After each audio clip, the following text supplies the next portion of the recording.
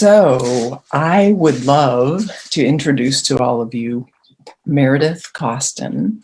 Meredith came to me this week for a session, and we just exploded regarding the topic of the patriarchy and our misunderstandings within the relationship between men and women and how it impacts us, and how we unknowingly have participated in those relationships and all the insanity that can ensue because of our participation in the insanity. So with Meredith, I just want to say hello and welcome to be a part of this conversation, right? It's about digging in, and this is really an exploration to recognize that love can't exist without truth, and truth can't exist without awareness. So in awareness, we can make new choices that we didn't even know were on our menu. And so to have these conversations, and please know, this is about empowering everybody, men, women, the world, globally. And it's about recognizing what brings us closer to a place of connection with ourselves. In what ways are we disconnected? And what, if you're liking something, keep it. If you're not liking it, what are you going to do about it? But in awareness, we need that awareness. We want these healthy conversations so we can make new choices and have these new understandings. So I absolutely love all of that. So with that, Meredith, we get to talk about misunderstandings within the patriarchy, and what the heck? How do you feel about it? Thank you for being so here. Excited to be. Yeah. Yes, thank you so much for having me. I think it's wonderful to start having these conversations because it can, be, first of all, difficult to name or to identify because it's something that's always been around. We have always done it this way. And so sometimes you think, this doesn't feel good, but not sure why. Or, and then sometimes it can, feel lonely in there too. So it's helpful to have conversations just so we know we're not alone in how we're feeling and in that. So yeah, thank you so much for this opportunity to use your space. I know you use your space so intentionally, and I think it's a beautiful addition. So absolutely. So when you think, we discussed a little bit earlier, like what are some of the things we want to share in this space, and you had talked about the importance of naming some of the things as far as the core of the matriarch and the patriarch as men and women. Do you want to go ahead and dive into that? Yeah. Well, two terms that we tend to associate with those is the masculine and the feminine. And one of my mentors, defined those in such a lovely way as sacred polarities that comprise our human experience. And so it's not that there's one without the other, that there's always the both present and within us. The masculine being, rationality and structure, the linear focus, the goal orientation and drive, the measured, and for the valuing, where the feminine then tends to be, the cyclical nature of things, the emotional, the flesh, these soft spots, the sensual and surrender.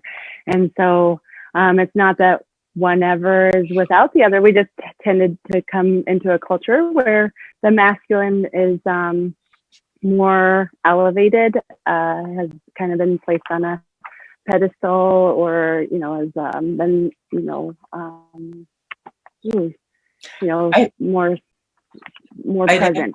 I'd actually even use the term, a lot of times what we've done in our society is we've created an imbalance and its power over others instead of empowerment of self. And to relate to that from my own childhood, it was very much dad was the one who ruled the show, but he didn't know the balancing of the nurturing because of his own elements of being stuck in his childhood. So he could rule with control, he could rule with anger, he could rule with rage, but it was always, watch this, and to move into the control. Super painful way to live, because that's the imbalance. And I love what you were saying about recognizing the element within each of us, because when you look at the yin and yang, the masculine, the yin is the feminine, the yang is the masculine. And each of us, we have that balance within ourselves. And if we're out of balance, it's just going to not feel like good.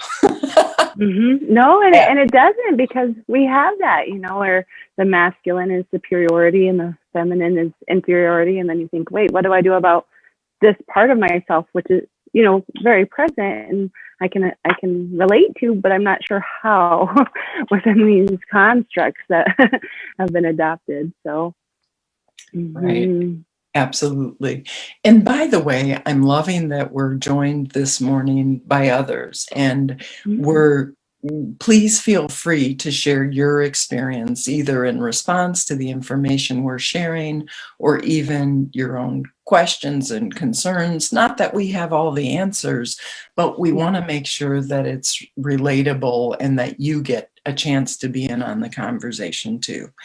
So I wanted to go ahead and name some of the patriarchy misunderstandings, as far as how women relate to men. And within that, as I had shared earlier, it was often about power over others instead of empowerment of self. And that often means that crazy train is running the show, because, for example, I'll just use my childhood. My dad, beautiful man, beautiful soul, and very wounded and shut down in many ways. He didn't know how to find that balance inside of him.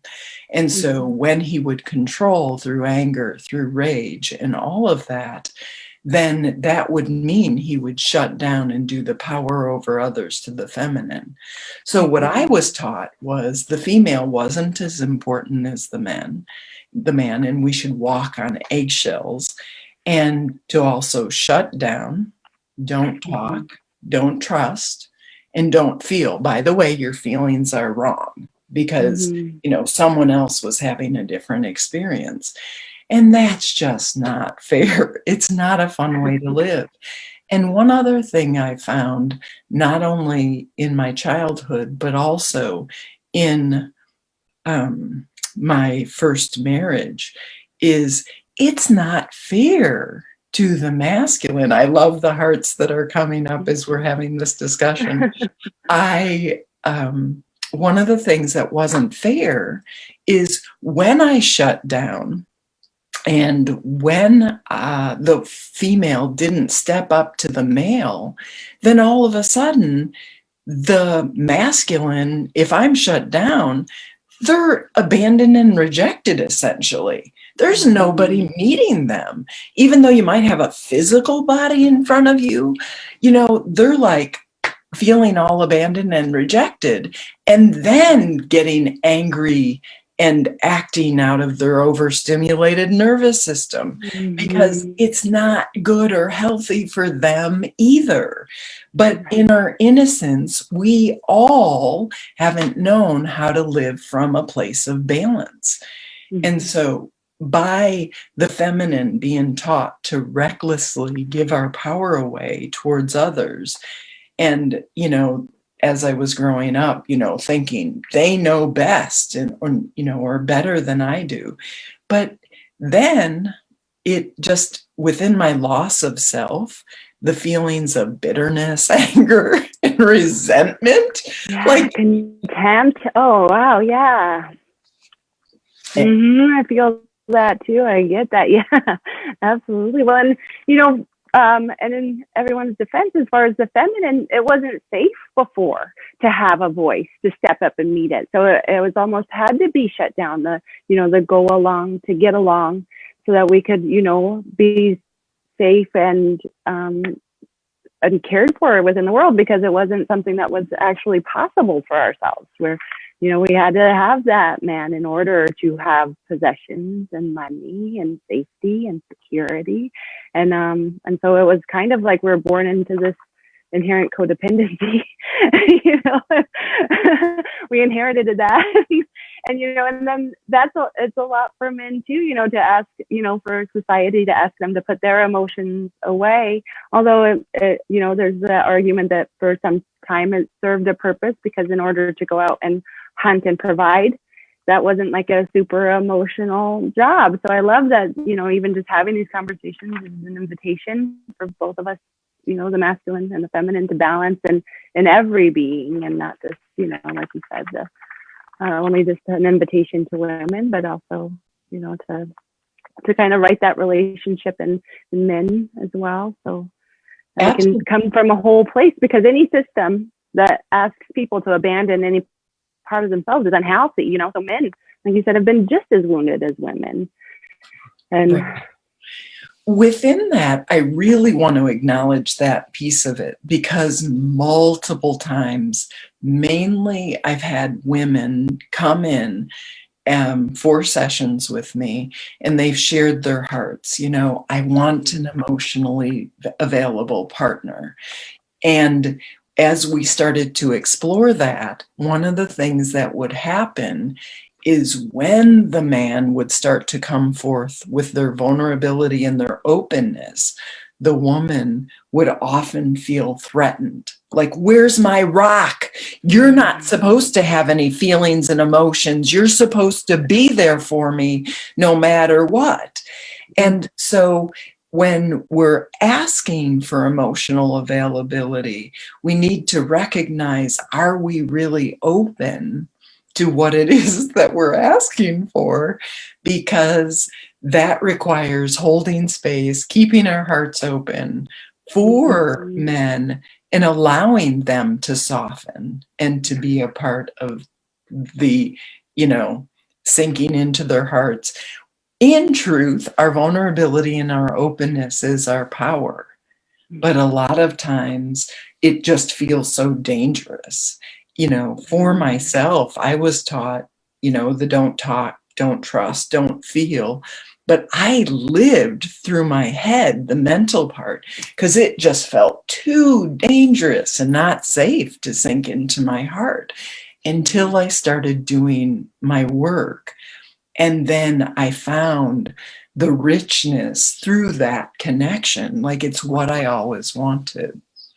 I don't know. What was your experience? Yes, so similar. Also, my father was military. So, and that's basically trained into them, and that has to be a little bit that, permanent state of unfeeling, so that they can go and do a job. And so, living in the head, I wasn't even, in my body. So, because I wasn't alone anywhere near my heart. And then, and I love that word richness. Yeah, because what a depth it adds to the experience to have, the knowing intellectually, and then the feeling to come from this place, then, so that your action is aligned with your values. Because then you have those emotional cues, which are then messengers rather than, something that you're against or shutting down or spending your energy repressing and ignoring. And, they keep popping up, and you're like, and so that's like a lot of time and energy and space even, and so, and instead of rather receiving the message, because all of that is so valuable to our experience. I mean, nothing is going to point you towards your values, in fact, faster than like judgment and anger. And so, but when we're like, oh no, I can't have that, then how do you live in alignment with, what matters most? And so we tend to lose ourselves in these, relationships of pleasing and ensuring, dependency. That is just absolutely brilliant. And even for myself, like, I think it's kind of like the facepalm moment, right? And I want to hear from everyone who's watching, like, have you experienced the loss of self? Like, for me, I spent decades looking without and outside of myself instead of looking within. Like, I wanted others, especially men, to see me, to love me, to value me, to respect me. But here's the here's the drag, here's the knock. When they did, I didn't believe them because it wasn't in alignment with what I thought about myself. Because at my core, in my childhood, being taught the man is more important than the woman. And we need to please them in order to feel safe and need to live. And all the years of walking on eggshells and living through that misunderstanding was super duper painful. And it's not even about making it wrong, because when I look back, I really feel like I've come to peace with a lot of that path I've walked, not from a place of see my nose hairs, but from a place of humbleness that on this planet, we learn through the contrast, right? We learn what is the invitation of what works for me. Like, if it's working for you, what you're doing, keep it. And when it's not, what are we going to do about it? Are we going to continue to live with blinders, saying, don't talk, don't trust, don't feel? But that's just such a super powerful way, painful way to live. And Stevie, it's so great to have you on, and you agreeing 100%. And Julia, oh, I've never lost myself, only read about it in a book. Bah, ha, ha, ha, ha. Hoping you can pick up on my sarcasm. That is adorable. And just let's be clear, Julia's my daughter. So I taught her how to lose herself, right? I love it. She had a front row seat to all of that. Yeah. That's what I tell my daughter too. We're all in process, and you get a front row seat to this. So, yeah, lucky girl. I used to share with my children, I truly am doing the best that I can, but you'll probably need counseling when you're older. And if you do, sorry about that. And if you need help, let me know where to show up. I will.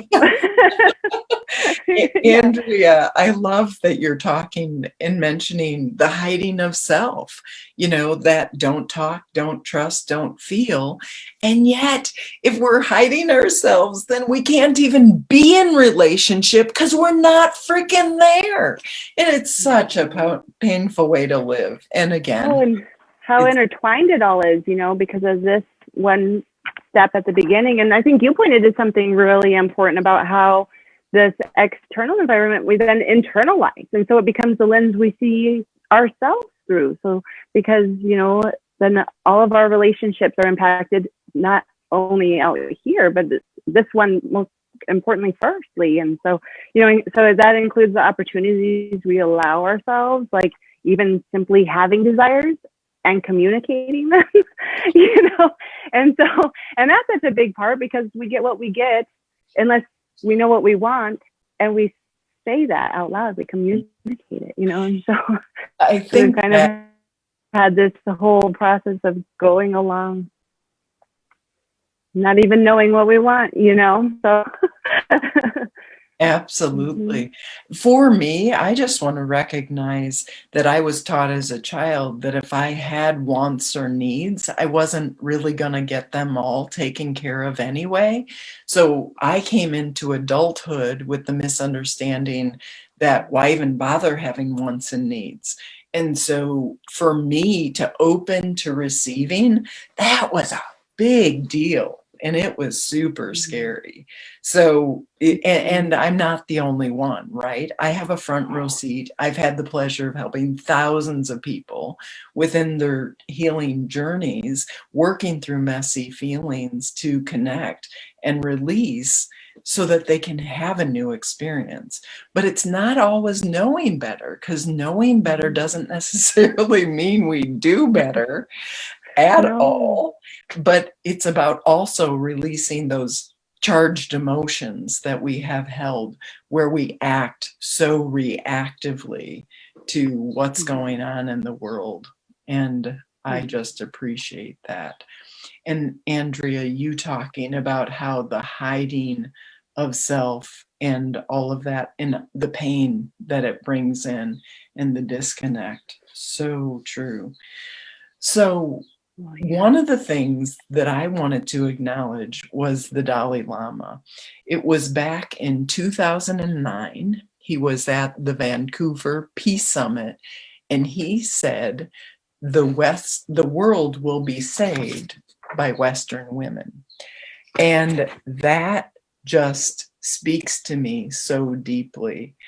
And when he first spoke these words, he actually said, some people may call me a feminist. Well, that's not a bad thing, right? It just means empowerment of the feminine. You know, we also want empowerment of men. This conversation is so rich because it's not like we're trying to say one is greater than the other, because there's no hierarchy in humanity. And if the woman doesn't show up, then the man doesn't get met and doesn't have a partner. And if the man doesn't show up fully with his entire self in balance, then the woman can't get met wholly. And it's just a super painful way to live. But the good news is we learn through contrast. So we don't have to make any of the experiences that we've had as wrong for all of us. It's they're so valuable too, because you know where you don't want to live then. You know, something different is possible, and you have experience knowing. So once you start approaching that, you already know what it feels like, and you can say, oh, you know, no thank you, I don't live there anymore. Right. That's a very good opportunity to take care. Yes. It is an invitation for all of us to show up. And as women, stopping being the good girl and stopping the walking on eggshells and beginning to realize that we teach people how to treat us. You know, as poorly as I may have been treated as a woman, that's really, so much of it was on me because I didn't know innocently, this is a real thing. I didn't know I deserved to be treated any better. And that was misunderstanding was on me, and knowing better and also making peace with my past and forgiving myself and forgiving others, because that allows us to free up space to claim our empowerment of self and know there is a place for us. You know, who gives birth to man? Woman. How does woman give birth? Man. Like, we want the whole system. There is a place for men. There is a place for women. And regarding the weakness of the feminine, recognizing, yes, the feminine has this nurturing, loving component that we want to invite men to awaken within so they can experience their wholeness as well. But within that feminine, you know, Mother Nature can be nurturing, loving, compassionate, juicy, just the sensual, all of it. And she can also be a freaking force to be reckoned. Like, just go ahead. You know, you don't mess with a mama bear for a reason. Like, she's just gonna like burn through things. And that's all okay. And it all comes from a place of empowerment of self and not power over others. So it's about... No, I love that, an invitation for balance. Yes. And it's about women who are willing to respond instead of just reacting. But often we need to do our work with the things that are causing us to trigger where we react, and to really instead see what we're doing and lean into it so we can heal those wounds, and we can learn how to respond from a place of groundedness. I'm here, and what do I deserve, and what do I believe about myself? So yeah, bringing that balance internal so that we can meet the world with it. yeah, Yeah, absolutely. inside work. Yeah, yeah, coming into right relationship with ourselves so that, yeah, then that way it makes room for everyone, including ourselves, to be seen, supported, heard, appreciated. Yes, yes. And as women, when we're bringing our whole selves to the table, it inspires others to do the same. And it's super attractive.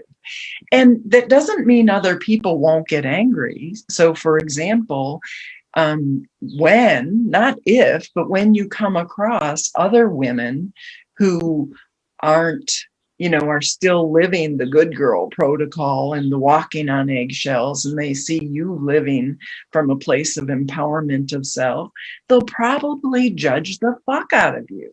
And dear hearts, this work is a required course, but only the time we take it is voluntary. So if we're not signed up for the course yet, that's okay.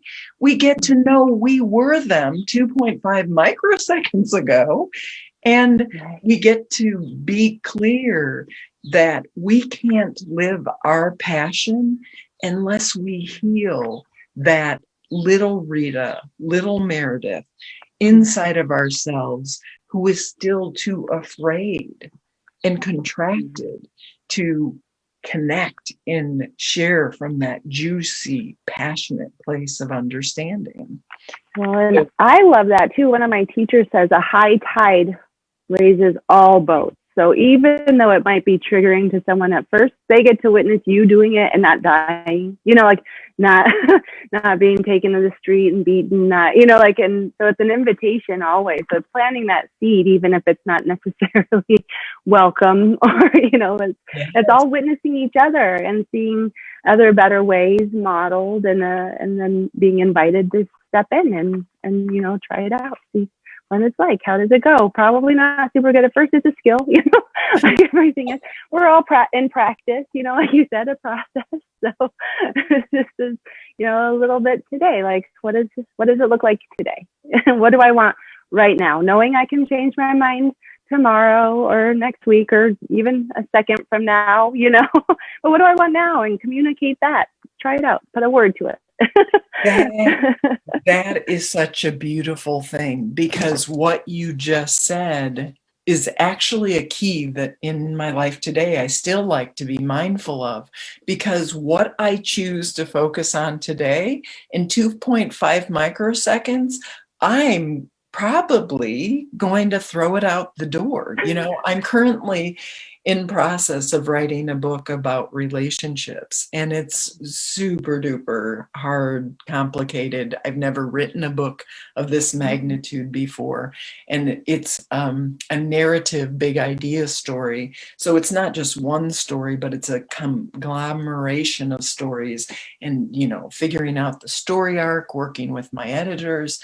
I'm so supported, but it's a hard thing for me. And within that, knowing that we can do hard things, and it's like, what is the next thing? Stepping into it. But the thing I trip over is I want to do the right thing. Well, there's a whole lot of right things.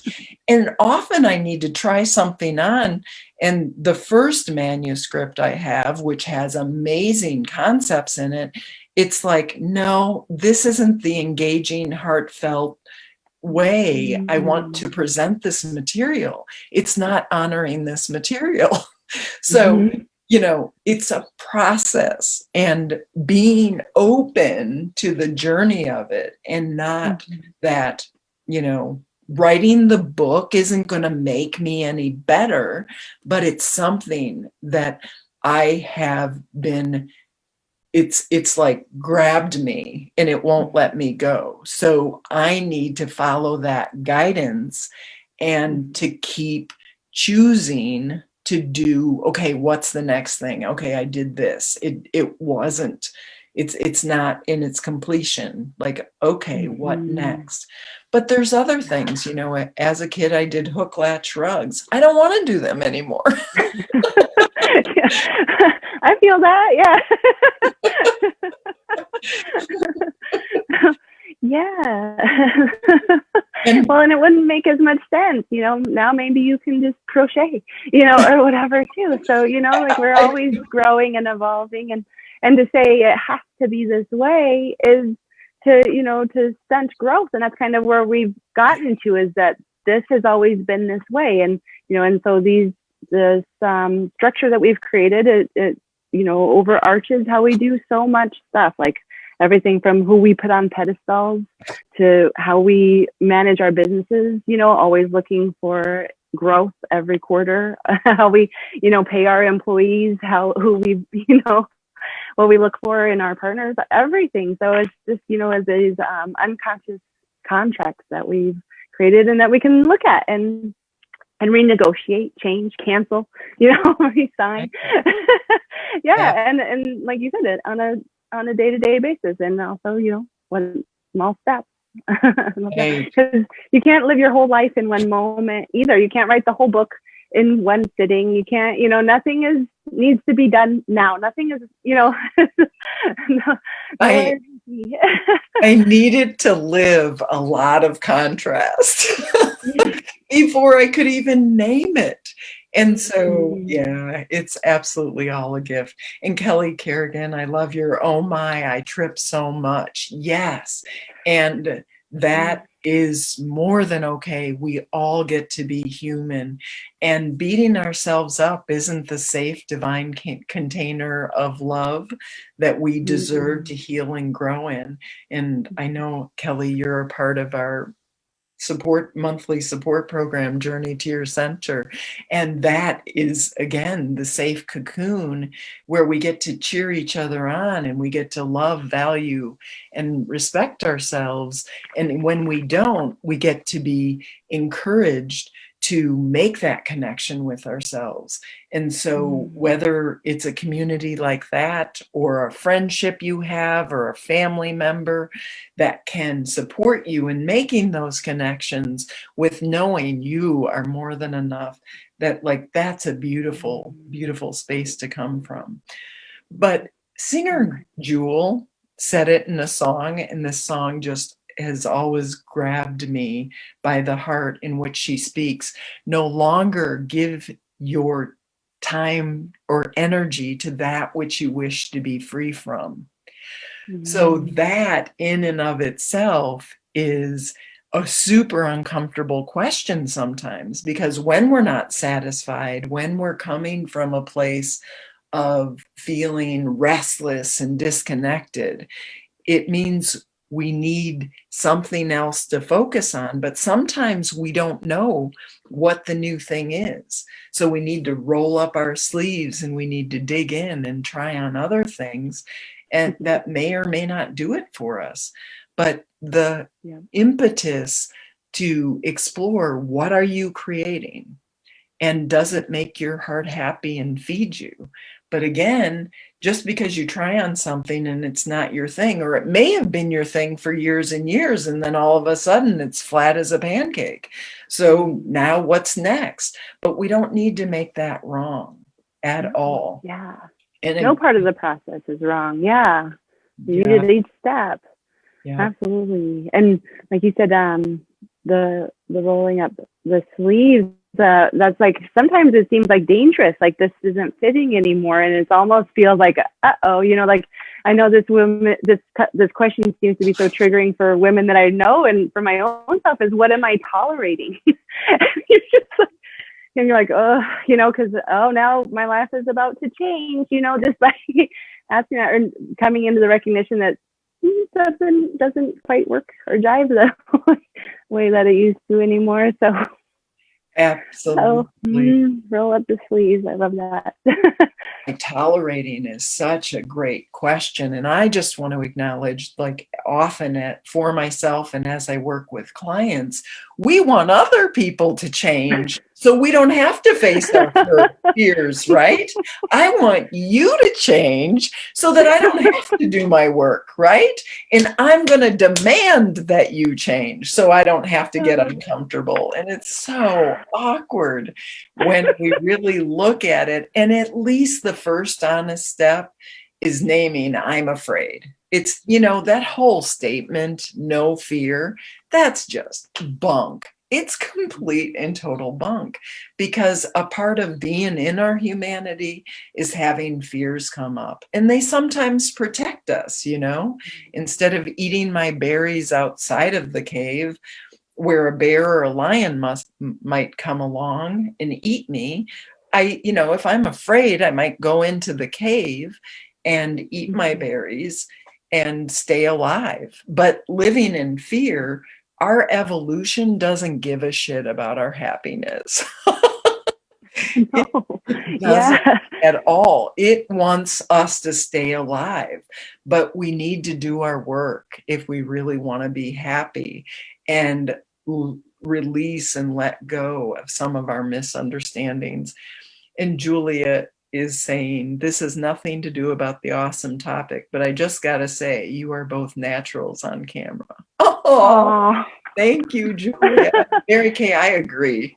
She is great. Oh, And Marty, good morning. Oh, greetings from Oceanside, California. Loving it. Old connections, honest work, any place, anytime. Yes, and we're all stronger together. I want to hear, does anybody here who's participating in this Facebook Live, do you have any questions? Do you have any nuggets of wisdom that you want to share with the world, with the feminine, with the masculine? Because if so, we want to hear it. And so make your comments now. And I also, aside from that, want to acknowledge that this, for all of us, is an invitation to wake up. It's knowing not that we need to change the world at all, but it's really knowing that world peace is an inside job. And to make sure that we're nourishing our connections with ourselves within our community journey to your center. The topic for February is nourishing ourselves. And it's amazing because so many people are having the experience of how uncomfortable it is to truly nourish themselves. Like, no, I serve, I give to others. But if we don't take time to learn how to have a new relationship with ourselves, it can be so incredibly painful. So really the gift is even recognizing how awkward it is. Yeah. To Those worthiness and value things. Yeah. Absolutely. I've been in my past the stingiest receiver of all. Like I needed to give until it hurts and then give some more, then I'd crash and burn, you know, and that's not fair to the masculine either. It's like empowerment. Let's be together. Let's figure this out. And yeah, so we have something good to offer. We have to get that first, and then we can hand it out in abundance. Absolutely. Yeah. Home first.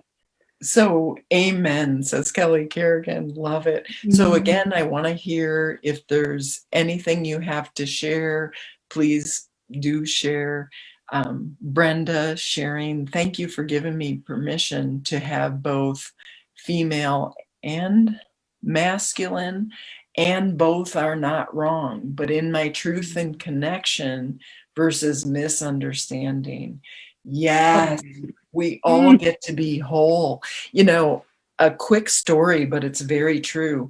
When we don't live in our wholeness, then we find partners, whether it's lovers or marriage partners or work partners or whatever it is, who make up for our inadequacies. And then it ends up being a codependent relationship.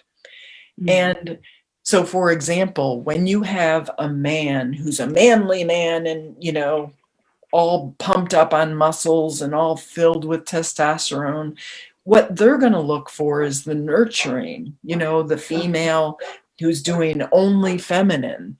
And so together they're experiencing their wholeness, but neither one of them can stand on their own. And often both will make each other wrong. And so it evokes a lot of conflict. But again, when somebody steps into their wholeness, the other wants, that's often uncomfortable, because if they don't have that, they'll go ahead and fall. So really stepping into our wholeness can be scary because it's change, but change can also be exciting. And so just now, step by step, it's... Well, and having that codependency tends to be scary and anxiety driven anyway, because there's that contract of you have to be who you say you are at all times and never change, or else how am I going to be okay? You know, and so there's always that vying for your needs to be met through them, and all of that, you know, either covert manipulation to ensure that they remain the same, you know, so then it becomes very busy work and scary anyway. So if you're going to be scared, it might as well be, you know, creating this whole life where no part of the self needs to be abandoned or minimized, or survival strategies, you know. So what a place of empowerment to be like, no, you know what, I'm here and you're here, and I know we're both individuals and we're going to be okay individually no matter what happens. And what a lovely, rich place to share a life from then, you know, since now it's because of choice at each day and each interaction, rather than a place of, but I need you to be this way for me, you know, because otherwise somebody starts to change and you're like, oh, you know, there goes the world rocking, and you're right. And a lot of times we want to punish them to get back so we can get back into our comfort zone. But just like you said, that is such a painful place that we live with anxiety and the lack of connection within ourselves, our wholeness and our happiness. Thank you. That was so beautifully stated. Oh, yeah. That was a personal lesson. So but I get to keep learning it. I'm like recovering, you know, always in recovery. Sometimes I'm like, whoops, let back. I know you. Right. Welcome to humanity is the way I like to articulate that. And Jen Hines, timely insights this morning. So glad I stumbled on to you this morning. Jen, it's so good to have you here. I love that you get to be a part of this rich conversation. So again, Meredith, I want to thank you. Are there any other comments or insights or sharing? And I just need to share that dinosaur T-Rex behind you. He just has my heart. Why? He's a part of our evolution. And sometimes, you know, things don't make it, and that's okay. But we just get to appreciate all the steps. And life is still beautiful, right? Yes. Yeah. Absolutely. Absolutely. Again, thank you for this connection. And I just honor it and respect it. Ooh, we have a dog? Yes, my girl showed up. She, you know, is helping us take down things. So always support around here. So Yay, of course. And again, I just want to share my deep gratitude for everyone. The masculine, oh my God, you're freaking amazing. The feminine, oh my goodness, you're freaking amazing. Like, I love our wholeness. I even have value for our misunderstanding along the way, for our innocence when we didn't know there was any other way. That's not wrong. And we all get to be where we are, and we get to be in a community that serves us.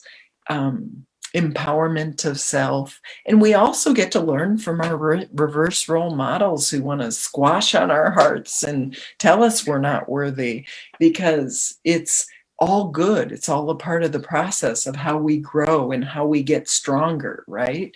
So again, thank you, Meredith, for this rich conversation. I've absolutely loved it.